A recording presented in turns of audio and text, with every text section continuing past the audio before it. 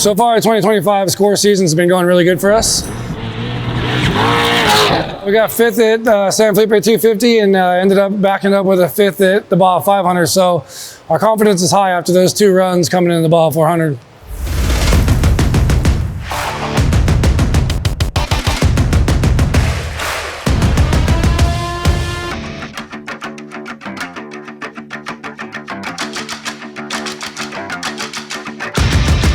To run up front in the trophy truck class is very difficult. The drivers are getting better, the equipment's getting better, so to run up in the top 10, top 5, and up in the top 3 is insanely challenging now. The rate we have to push and drive so hard is getting intense, but I love it.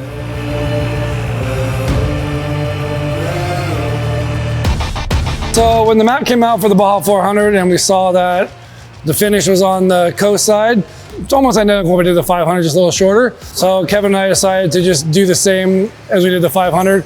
I did the inland side, which I did most pre-running of the 500, and he did the coast. So it only made sense for me to start and him to do the section he just pre-ran a lot and raced. So that means I get to qualify, which I love qualifying and I don't at the same time.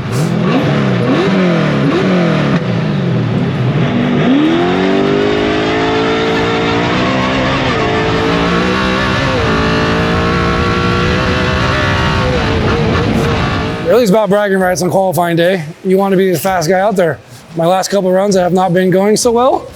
I've tried to make some changes, and I'm going to come into the 400 with a little different attitude.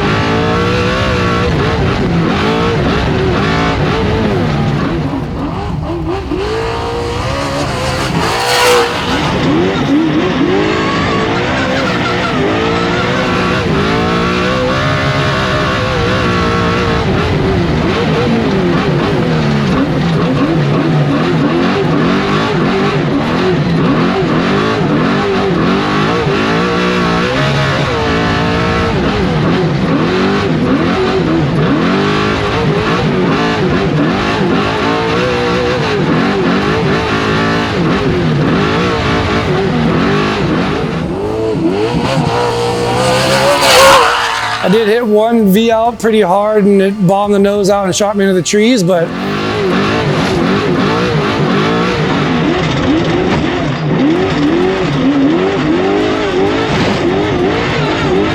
so mad. It mentally ruins everything. Felt I had a clean run going to that. I hit that right afterwards. I immediately thought I had a left front tire. So I'm looking down at the tire dash and then I hit another tree. Steve's just yelling at me, get back together, get it back together, like trying to bring me back down because you just get mad. You get mad at yourself and then you try to overdrive it and then you make more mistakes.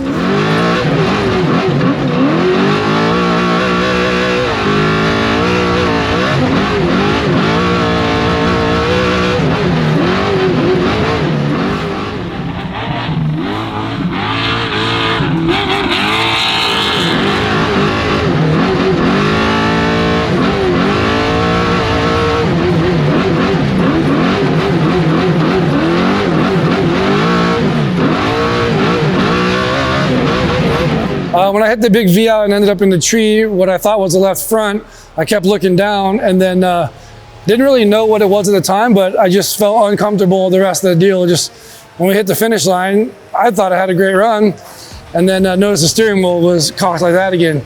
So bent the sector shaft when I hit the hole so hard. Afterwards, like, talking to Kevin, so I was like, don't worry, it mentally messes you up. I hit the hole and I'm looking down that caused me to hit the next tree.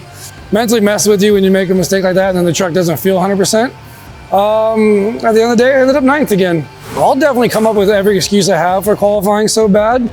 Definitely cautious, but I'm just not that smooth on the throttle, I think, with the all-wheel drive yet. I leave a lot on the table with my foot bouncing I do and my on-off the throttle. It's more kind of like the two-wheel drive mentality. Deep corners, you kind of lift a little bit, tap the brake to get traction. Where the all-wheel drives, you don't have to do that. I need to commit more on just holding the steady pace through all the big corners and stuff because there's holes and jumps. I'm not afraid to hit those, but I don't know where I'm losing time, but I am. And I'm trying to figure that out.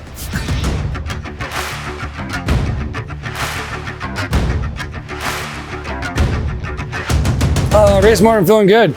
Got so many miles in pre-running. Notes feel good. Just really excited to go. Hard to make up time from the back, but I had Bryce right in front of me and then Loft and them. So we're still top 10 of the fastest guys in the desert. So we felt good. We just had a game plan to pick guys off and hopefully get passes made when we need to be dust free and get the truck to Kevin cleanly and let him fly up the coast because he knows that section so good. So just want to get him a clean truck and see what time he can make up.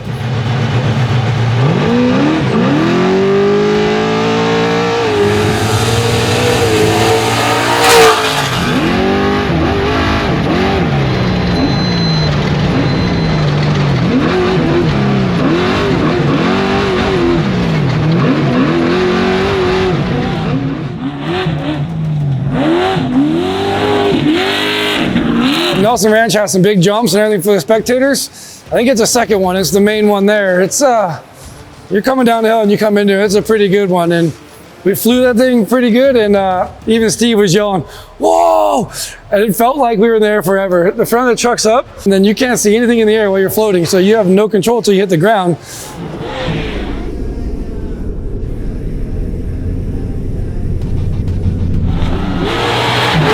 Afterwards, seeing on the video, I noticed it wasn't only us that veered off to the right. There was a lot of trucks that were jumping that jump very big. And every one of them seemed to tend off to the right.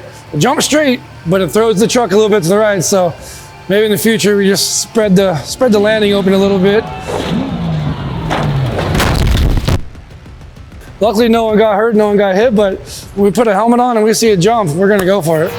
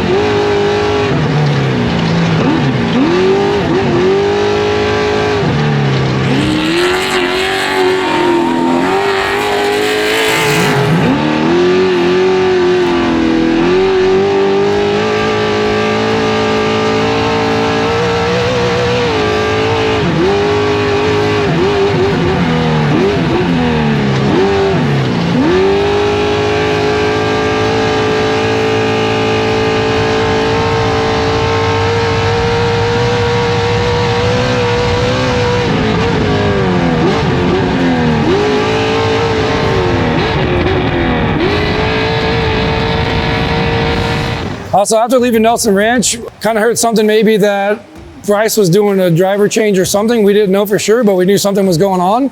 My plan was to run as hard as I can from Nelson to Ojos to try to be close as I can to him in case they were doing something there and to get that pass.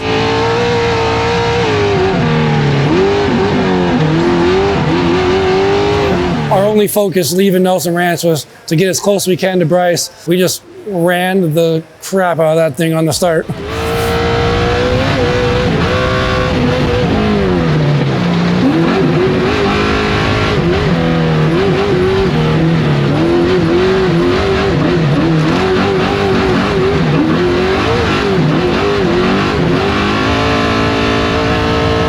Yeah, so coming into Ojos Speed Zone, I got my first glimpse of a lot of dust. So I felt we were getting close.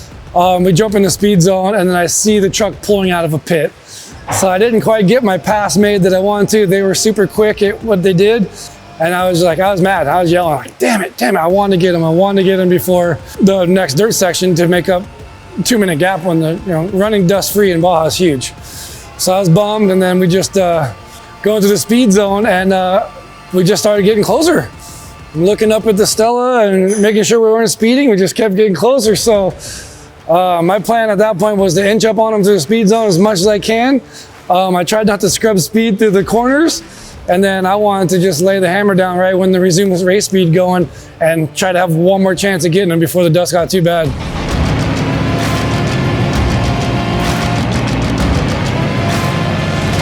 We got right on his bumper. I kept going back and forth. He kept doing back and forth. I'm like messing with her in the mirror and stuff. End speed zone's coming, head speed.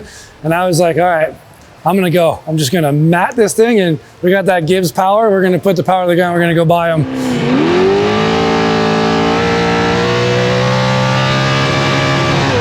The adrenaline rush was so insane. I started pulling up on the side of him, I think like 100 miles an hour.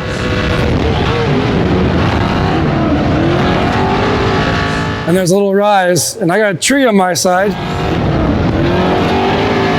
I wasn't gonna lift because I'm not that smart, and I'm gonna hold my ground. So we made some contact and a little bumping and grinding, clicked her up a gear, and took off running from that point. And then super stoked after that.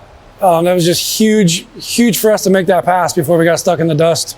It's super tight, technical, up mountains, rocky, silty, and just single track. If he could be super far ahead of you, the next car, but you're gonna be stuck in his dust. It's gonna cost you a bunch of time. So that's why it was so important for us to get ahead of him before the next section.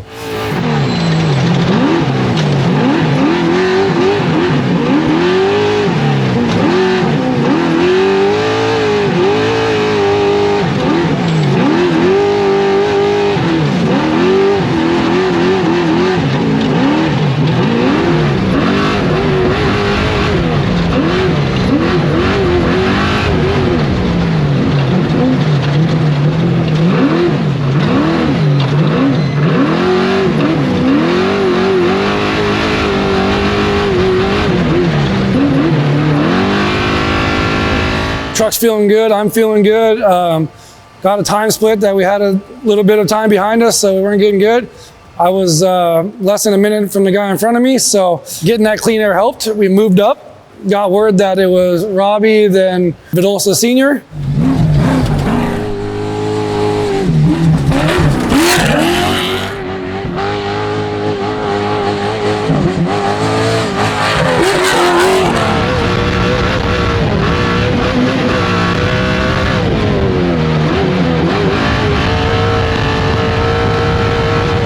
Going 77 to Trinidad is another super tight technical area.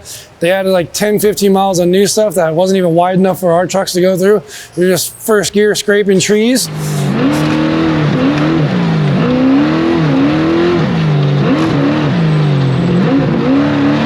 Tried to get through there as clean as I can without getting any flats. Our concern today was stick flats, going too wide and just getting a stick, a slow puncture. So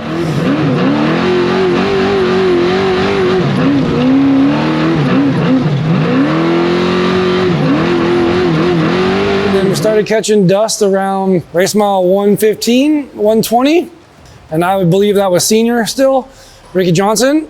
So we were just going through as best we could, and right when I took my line, he had a flat right there, so I got lucky again, no dust.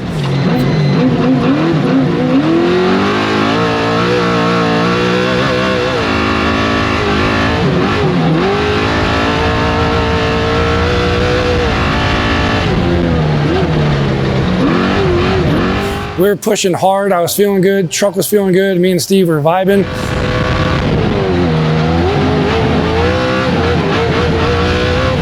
Coming right before the go trail, I see dust again. So I'm like, all right, we're moving forward. Knowing in my head we're still 7th or whatever because it started so far back, but we were having clean air. And clean air at the end of the day means you're making up time.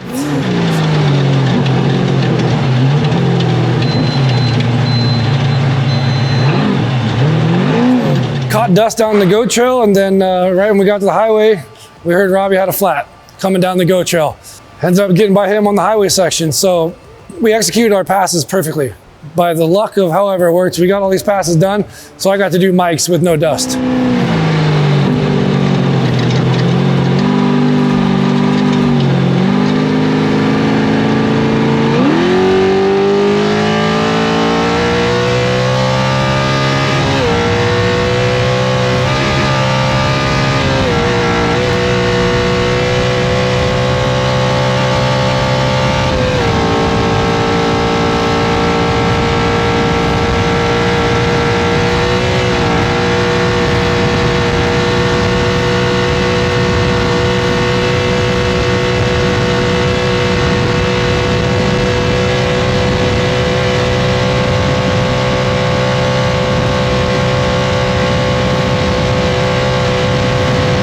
going up Mike's is huge with no dust. It's a very fast graded road all the way up to the top of Mike's.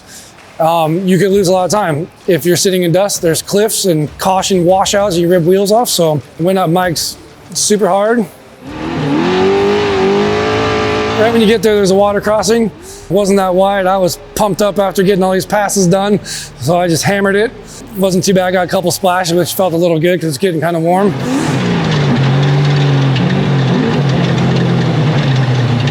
Steve said to me, he's like, let's get up this smooth and fast, not get any flats. I'm like, absolutely. So I tried to run a pretty decent pace up there, but I mean, there's basketball-sized rocks, Volkswagen-sized rocks. So you can get flats, rip a tie rod off, drive shafts. It's pretty nasty. I noticed at the end of it, Steve said, I think we got our left front going low. I was like, no. I looked down. Sure enough, we were down a few pounds. I'm like, man, this can't be happening. We got to go. I knew from the time split, Rob was only a minute behind me. Steve can change a tire in about 20 seconds, but I didn't want to take that chance and lose track position. I knew I had guys at 212. When we got in radio range, I got them on, so I got left front. I used my jacks. Let's make it quick. And Cole and Foddy changed the front real fast. That's when they said I was bouncing between second and third on corrected time. I was like, oh, awesome. All right, so then they said I had a clean back door. So I'm like, all right, cool. Like told Steve, like, this is it. All we gotta do is get a crossover road, give it to the boss, and it's on. It's his turn.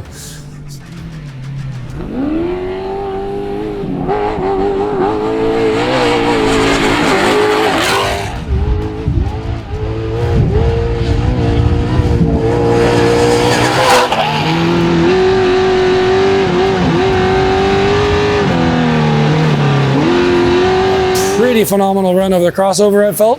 I'm not one for cliffs. Back when I was a little kid, my grandpa took me off one, so they've always scared me on Trinidad.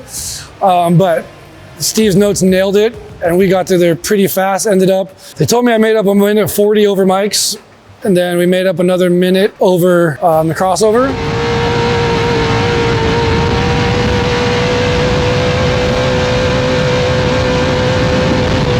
McMillan's dust was in front of us, because when I got onto the pavement section, Luke was in the pit, and I got him in the pit, which I was like, oh, there's another one.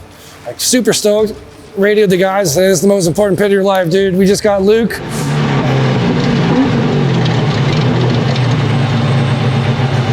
Unfortunately, Luke was just finishing. When I pulled in the pit, I didn't even climb out of the truck yet, and he went by. So told the guys, that's not on you. It wasn't nothing we did. He was that much further ahead of me.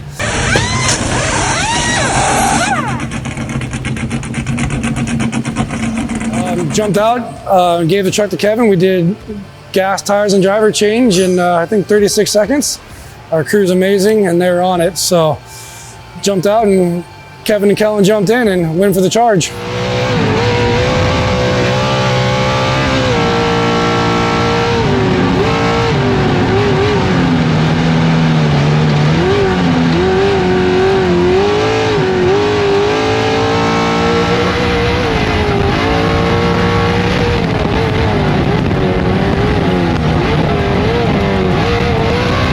I'm feeling confident.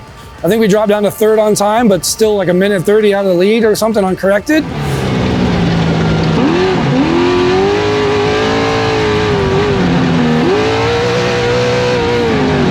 And so it's like, I knew the next section coming up. Kevin has spent, I think he did almost 2,000 miles on it this time in the other Mason truck pre-running, so he had his section dialed. They were gonna run. I told the crew, I said, watch beast mode go right now, like he's got this.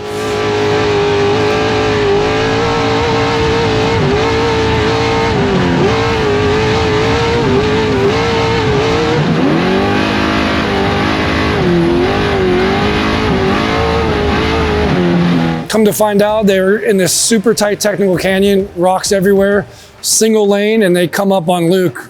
Luke's high centered on a rock, trying to get his truck up and down. Their thought was give him a little bump, help him try to knock him off the rock and get him to go forward.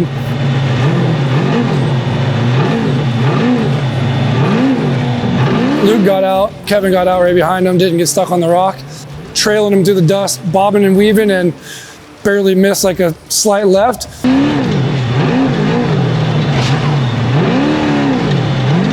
clipped a rock, and it just looks like it didn't even get a flat or nothing. It hit the upper A-arm and just blew the bottom of the uniball cup out. Just devastated, huge kick to the nuts. Such a simple mistake to make. It happens to all of us. Baja struck us. Luckily, we were able to get the parts out there. Cole and the guys got out there, hammered a new arm on, and they took off.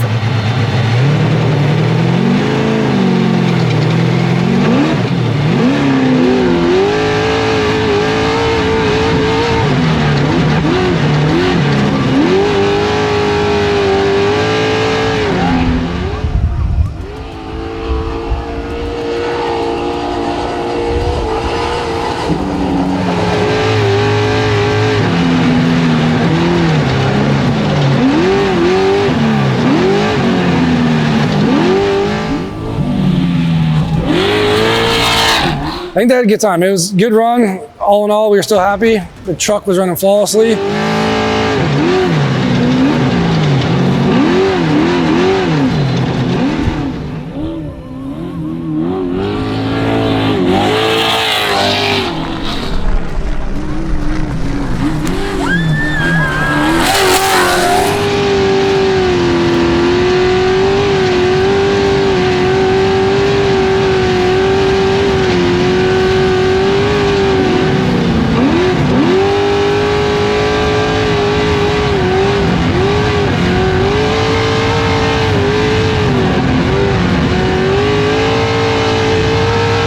Their notes were perfect.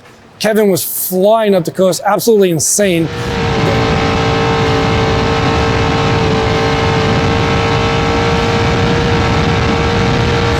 Kind of resulted back to what we thought. If he didn't have the little mishap in the dust, he would have made up some time, and I think they would have been scared at the finish line about where we would have been on time, because I bet if they had sections on the coast, I bet it's one of the fastest.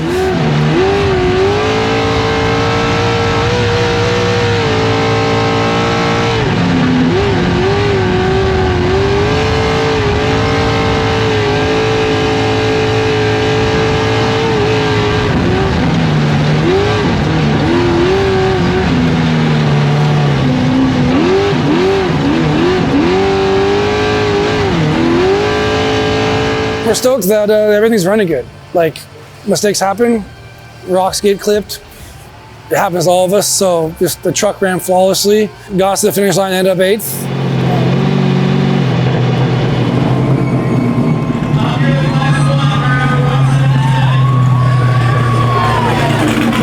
Kind of kills our chance of the championship, especially when Alan's sweeping the whole series. So pretty rad talking to some of the guys afterwards, our competitors, saying that like they're watching us. Second time this season that I verbally got word they're watching us. So it shows us and lets us know we're back on the map with these guys. Now to get the acknowledgement that they're worried about us, even when I qualified 9th. We're so close to the win, we could taste it. Like, it's just the gold is dripping out. And you know, we'll just do these problems at these little small ones, and we're just gonna go win 1,000. Let's win the granddaddy of them all. And then momentum will start fresh in San Felipe, and then, sorry, Alan, but I want the #1 plate.